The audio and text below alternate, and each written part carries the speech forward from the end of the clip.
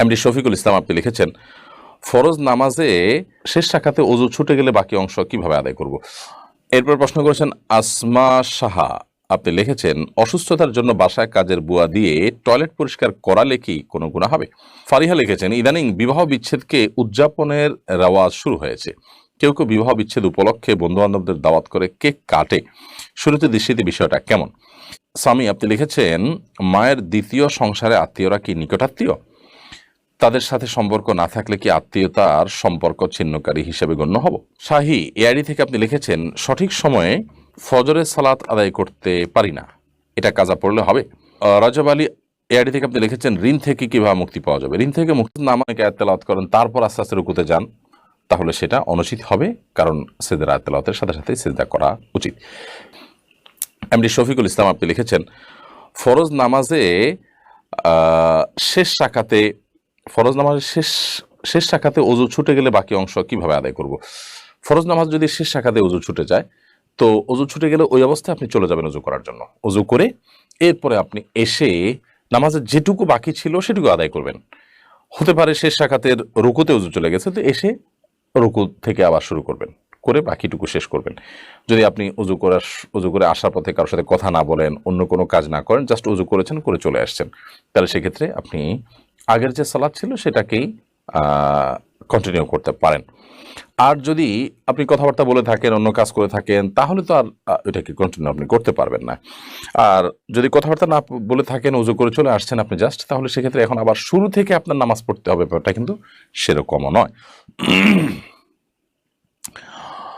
এরপর প্রশ্ন করেছেন আসমা সাহা, আপনি লিখেছেন অসুস্থতার জন্য বাসায় কাজের বুয়া দিয়ে টয়লেট পরিষ্কার করালে কি কোনো গুনাহ হবে। কোনো অসুবিধা নেই। আপনার অসুস্থতার কারণে হোক অথবা অন্য কোনো কারণে হোক, আপনার টয়লেট অন্য কাউকে দিয়ে পরিষ্কার করলে আপনার কোনো গুনাহ হবে বা আপনার ইবাদত বন্দেগীর কোনো অসুবিধা হবে বা আপনার বান্দার হক নষ্ট হবে, এরকম না। তাকে ন্যায্য প্রাপ্য তাকে দিয়ে দিবেন, পাওনা তাকে দিয়ে দিবেন এবং পারিশ্রমিকের বিনিময়ে কাজ করাতে কোনো অসুবিধা নেই। ফারিহা লিখেছেন, ইদানিং বিবাহ বিচ্ছেদকে উদযাপনের রেওয়াজ শুরু হয়েছে। কেউ কেউ বিবাহ বিচ্ছেদ উপলক্ষে বন্ধু বান্ধবদের দাওয়াত করে কেক কাটে। শুরুতে দৃষ্টিতে বিষয়টা কেমন। খুবই গর্হিত এবং জঘন্য। বিবাহকে কখনো ইসলাম বিবাহ বিচ্ছেদকে ইসলাম কখনো ভালোভাবে দেখে না। আবগাদুল মুবাহ ইলাল্লাহি আত-তালাক, বিভিন্ন হাদিসের মর্ম হিসাবে এটি প্রমাণিত যে আল্লাহর কাছে সবচেয়ে অপ্রিয় বৈধ জিনিস হলো তালাক। তালাককে আল্লাহ তাআলা বৈধ রেখেছেন বান্দার একান্ত নিরুপায় হয়ে যখন প্রয়োজন হয় তখন সেটাকে সে প্রয়োগ করতে পারে, জাস্ট এইটুকু। কিন্তু এটাকে ইসলাম কখনো ভালো হিসাবে দেখে না বা ভালো কাজ হিসাবে দেখে না। অতএব সেটা করার পর আপনি উৎসব করবেন, উল্লাস করবেন, তো একটা খারাপ কাজকে বা তুলনামূলকভাবে যেটা কোনো প্রশংসনীয় কাজ নয় সেটাতে আপনি উল্লাস করলেন, ব্যাপারটা সেরকম হয়ে গেল।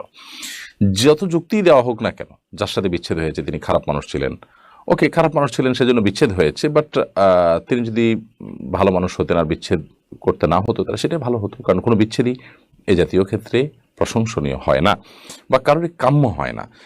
মানুষ কিয়ামতের নিকটবর্তী হবে, অনেক অনেক বিদঘটি কাজ করছে, আরও করবে, এবং অনেক অস্বাভাবিকত্ব আমরা দেখতে পাবো।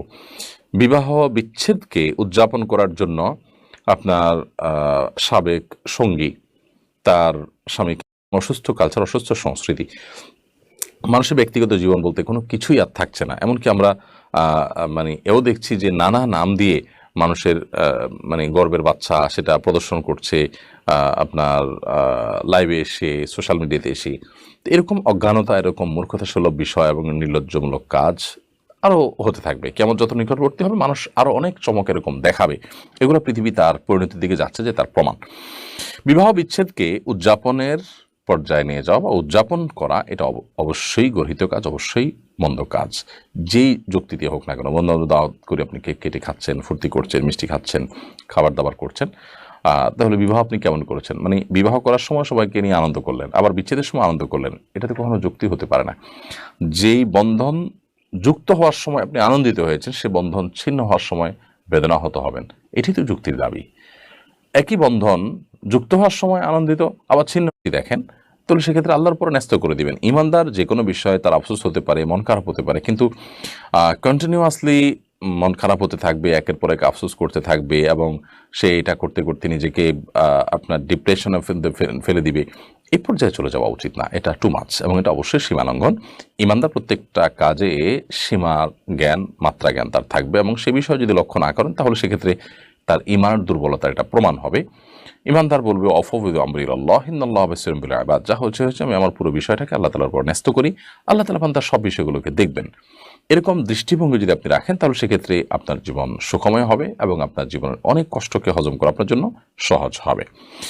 সাদি আফরিন স্বামী আপনি লিখেছেন, মায়ের দ্বিতীয় সংসারে আত্মীয়রা কি নিকটাত্মীয়?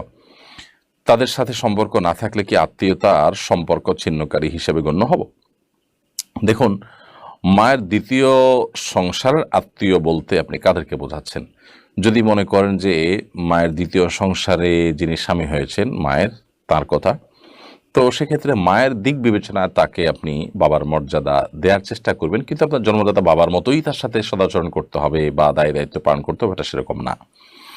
একইভাবে আপনার মায়ের দ্বিতীয় সংসারে যে ছেলে মেয়ে হয়েছে তারা আপনার যে ভাই বোন হুবহু এই তাদের মতোই তাদের সাথে আচরণ করতে হবে, এটাও জরুরি না। তবে হ্যাঁ, তারাও এক ধরনের ভাই, সেই হিসাবে তাদের সাথে মায়ের ব্লাড তাদের শরীরে আছে, আপনাদের শরীরে আছে, এই একটা বন্ধনের কারণে ভাই সুলভ আচরণ তাদের সাথে করা দরকার। কিন্তু সেটা আপন ভাইয়ের মতো, আপন বোনের মতোই যে করতে হবে, তাদের ভরণ পোষণের দায়িত্ব নিতে হবে, ব্যাপারটা সেই পর্যায়ে না।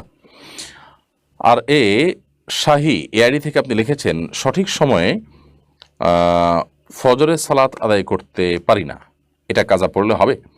ফজরের সালাত আপনি সঠিক সময় আদায় করতে পারেন না, এটা যদি নিয়মিত হয়ে যায় তাহলে সেটা কোনো অবস্থায় গ্রহণযোগ্য নয়। আপনার যদি কোনো জব, কোনো পরিবেশ, কোনো পরিস্থিতির কারণে এরকম হয় তাহলে সেক্ষেত্রে সেই জব, সেই পরিবেশ, সেই পরিস্থিতি সেখান থেকে আপনাকে সরে আসতে হবে। আর যদি সেরকম কিছু না হয় তাহলে সেক্ষেত্রে আপনার যেটা করতে হবে সেটা হলো যে অলসতার কারণে এরকম হলে আপনি অ্যালার্ম দিয়ে শোবেন, যথেষ্ট আগে ঘুমাবেন, এবং যাতে করে আপনার সালাত নষ্ট না হয় তার জন্য প্রয়োজনীয় সব ব্যবস্থা গ্রহণ করবেন। আপনি প্রয়োজনে অ্যালার্মের ব্যবস্থা করে রাখবেন। যারা সালাত আদায় করেন সে সমস্ত ভাইদের সকাল 7টা বা 8টায় উঠে নিয়মিত তারা আদায় করেন। এটা খুবই গর্হিত, খুবই জঘন্য, কোনো অবস্থাতে গ্রহণযোগ্য নয় যে আপনি 7টা-8টা বাজে উঠে ফজর নামাজ পড়বেন বা সূর্য ওঠার পরে সালাত আদায় করবেন, এটা গ্রহণযোগ্য নয়। হ্যাঁ, কখনো এরকম কারাবদরে হয়ে যেতে পারে যে অ্যালার্ম দিয়েছি বা দিতে ভুলে গেছি, কোনো কারণে মিস হয়ে গেছে, তো এরকম হতে পারে, কিন্তু নিয়মিত হওয়া বা প্রায় হওয়া কোনোভাবে গ্রহণযোগ্য নয়। এবং যদি কখনো মিস হয়ে যায় তাহলে সেক্ষেত্রে যখন আপনি নামান সালাতিনা নাসিহা ফালিউসাল্লিহা ইযা যাকারাহা ফাইন্না যালিকা ওয়াক্তুহা, যদি কেউ সালাত আদায় করতে ভুলে যায় অথবা ঘুমের কারণে সালাত মিস হয়ে যায় তাহলে সে যখন ঘুম থেকে উঠবে তখন সালাত আদায় করবে, এটাই তার সালাতের সময়। HM রাজব আলী এআইডি থেকে আপনি লিখেছেন, ঋণ থেকে কীভাবে মুক্তি পাওয়া যাবে? ঋণ থেকে মুক্তি পাওয়ার জন্য প্রথমত সিরিয়াসনেস থাকা উচিত। আমাদের অনেকেই আছি আমরা যাদের সব কিছু সেল করলে, বিক্রি করলে, ছেড়ে দিলে আমাদের ঋণ আদায় করার পথ সুগম হতে পারে, কিন্তু আমরা মনে করি যে স্থাবর সম্পত্তি, আমাদের জমি জমা, এগুলো বিক্রি করে আমরা ঋণ দেবো না। আমি ব্যবসা করতে গিয়ে ঋণ হয়েছি, তাহলে আবার ব্যবসা করেই ঋণ দেবো, এই চিন্তাগুলো ভুল। মানুষের পাওনা পরিশোধ করার জন্য প্রয়োজনে আপনার জমি বিক্রি করবেন, প্রয়োজনে ভিটা বিক্রি করবেন, প্রয়োজনে যা দরকার তাই বিক্রি করবেন। হ্যাঁ, যদি সেরকম কিছু আপনার না থাকে তাহলে আপনি সিরিয়াসনেসের সাথে চেষ্টা করবেন 10 টাকা খেলে, 10 টাকা ইনকাম করলে 8 টাকা খেয়ে 2 টাকা আপনি সেখান থেকে সরে রাখবেন, ঋণ দেওয়ার জন্য ঋণ দিবেন। এভাবে আপনার চেষ্টা করতে হবে যে মুখের খাবার একটু একটু করে সরা রেখে হলে আপনি ঋণ পরিশোধ করার চেষ্টা থাকবেন। সেই সাথে আল্লাহ তাআলার কাছে দোয়া করবেন, আল্লাহুম্মা কফিনি বিহালালিকা আন হারামিকা ওয়া আগনিনি বিফাদলিকা আম্মান সিওয়াক। আল্লাহ, আপনি আমাকে হালাল দিয়ে যথেষ্ট করে দিন এবং হারাম থেকে আপনি আমাকে অমুখাপেক্ষী করে দিন, যে হারামের মুখাপেক্ষী না হতে হয়, এবং আপনি ছাড়া কারোর মুখাপেক্ষী যেন আমার হওয়া না লাগে। আল্লাহ, এই দোয়া আল্লাহর কাছে পড়বেন। এছাড়া ঋণ মুক্তির জন্য আরও দীর্ঘ দোয়াও হাদিসে বর্ণিত আছে, সেই দোয়াগুলো আল্লাহ তাআলার কাছে পড়তে পারেন, নিবেদন করতে পারেন। সিরাজা মুনিরা এর থেকে আপনি লিখেছেন, আমার বাচ্চা ইউটিউবে ছোট ছোট বাচ্চাদের দেখে, অনেক সময় দেখা যায় কিছু বাচ্চা বেশ স্বাস্থ্যবান, আমি তখন মাশাআল্লাহ বলি যাতে নজর না লাগে। দেখা যায় অনেক বাচ্চা অন্য ধর্মের, এখানে মাশাআল্লাহ বলার হুকুম কি? কোনো অসুবিধা নেই। অন্য ধর্মের কোনো মানুষের বাচ্চা বা তাদের ভালো কিছু দেখে মাশাআল্লাহ বলতে কোনো সমস্যা নেই। মাশাআল্লাহ মানে আল্লাহ যা চেয়েছেন। অন্য ধর্মের কোনো বাচ্চা সুন্দর হয়েছে, ফুটফুটে হয়েছে, সেটাও আল্লাহ চেয়েছেন তাই সুন্দর হয়েছে, অতএব সেখানে কোনো অসুবিধা নেই। এই মাশাআল্লাহ আল্লাহর যে কোনো সৃষ্টি দেখে অভিভূত হয়ে আপনি বলতে পারেন, সেটা মুসলিম হোক সেটা অমুসলিম হোক সকলের জন্যই এর অর্থটা প্রযোজ্য হয়, খাটে, এবং এখানে মন্দ কোনো কিছু নেই। অতএব আপনি নির্দ্বিধায় সেখানে মাশাআল্লাহ বলতে পারেন। আর এটা ঠিক যে কারো বাচ্চা বা ভালো কোনো কিছু দেখার পর মাশাআল্লাহ, তাবারাকাল্লাহ বা মাশাআল্লাহ বলা উচিত, তাহলে সেক্ষেত্রে আর বদনজর লাগার সম্ভাবনা থাকে না বাচ্চাদের উপরে। এবং এই জাতীয় বদনজরগুলো আমাদের বাচ্চাদেরকে অনেকভাবে ক্ষতিগ্রস্ত করে, যেটা আমরা লক্ষ্য করতে পারি না, ভেতর থেকে অনেক সময় ধ্বংসের দ্বার প্রান্তে নিয়ে যায়। প্রিয় দর্শক, দেখতে দেখতে আমরা অনুষ্ঠানের ঠিক মাঝামাঝি পর্যায়ে এসে পৌঁছেছি।